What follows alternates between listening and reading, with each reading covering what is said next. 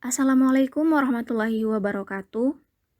Perkenalkan, saya Syadila Askia Saleh, mahasiswi S1 Kebidanan Universitas Jenderal Ahmad Yani, Yogyakarta.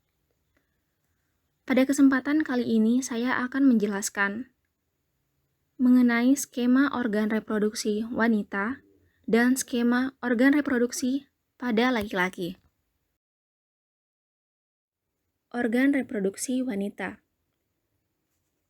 terbagi menjadi dua, yaitu genitalia eksterna atau genitalia bagian luar dan genitalia interna atau genitalia bagian dalam.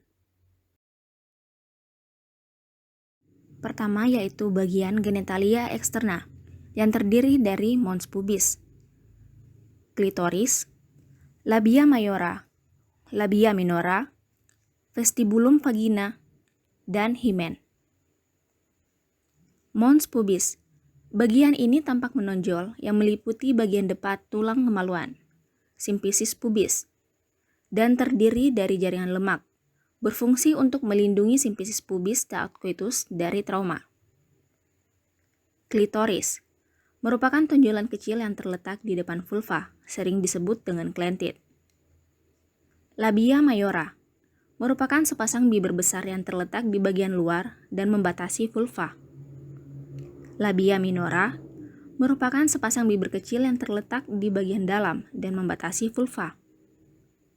Vestibulum vagina merupakan suatu rongga yang berbentuk seperti perahu atau lonjong dan dibatasi oleh labia.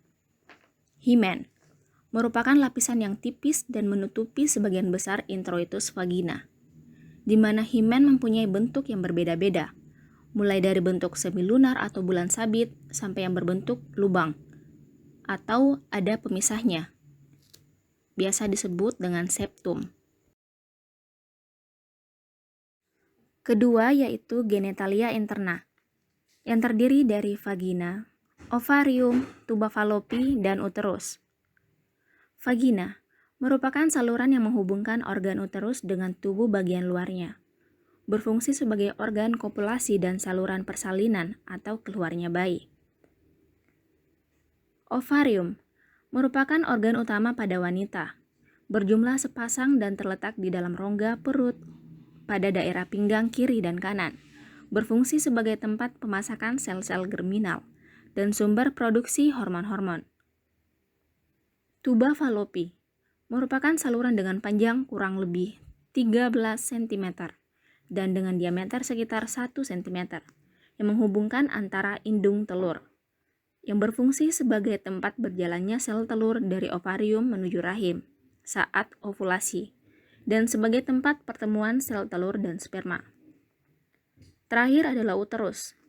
Uterus atau rahim merupakan organ penting dalam sistem reproduksi wanita, di mana uterus atau rahim terhubung dengan leher rahim atau serviks yang terdiri dari 3 lapisan, yaitu perimetrium, miometrium, dan endometrium. Selanjutnya yaitu organ reproduksi pada laki-laki yang terdiri dari 3 bagian. Yang pertama, organ reproduksi luar atau eksternal. Yang kedua, organ reproduksi dalam atau interna. Dan yang ketiga, yaitu adalah kelenjar kelamin.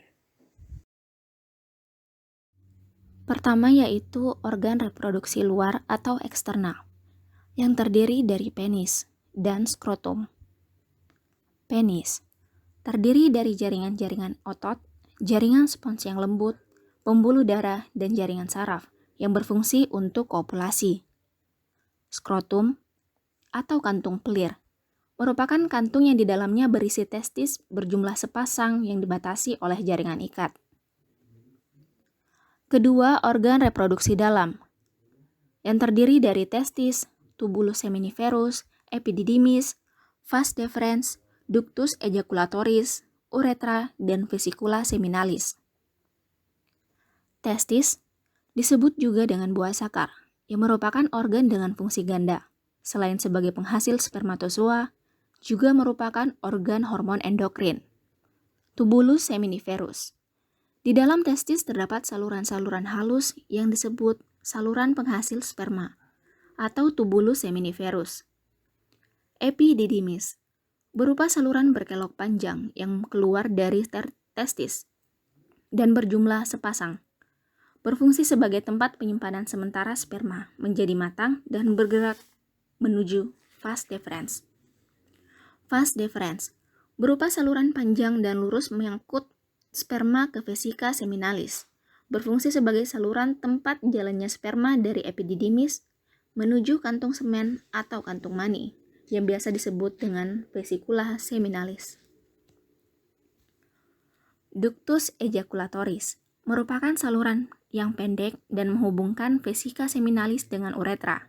Saluran ini berfungsi untuk mengeluarkan sperma agar masuk ke dalam uretra.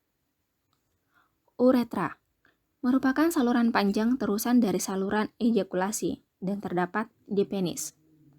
Terakhir adalah vesikula seminalis, merupakan tempat untuk menampung sperma sehingga disebut dengan kantung semen yang berfungsi untuk menetralkan.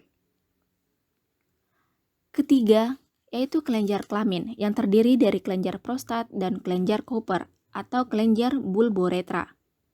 Kelenjar prostat berbentuk piramid, tersusun atas jaringan fibromuskular yang mengandung kelenjar.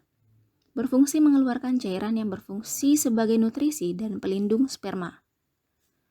Kelenjar Cooper, kelenjar bulboretra, merupakan kelenjar yang salurannya langsung menuju uretra dan menghasilkan getah yang bersifat alkali atau basa.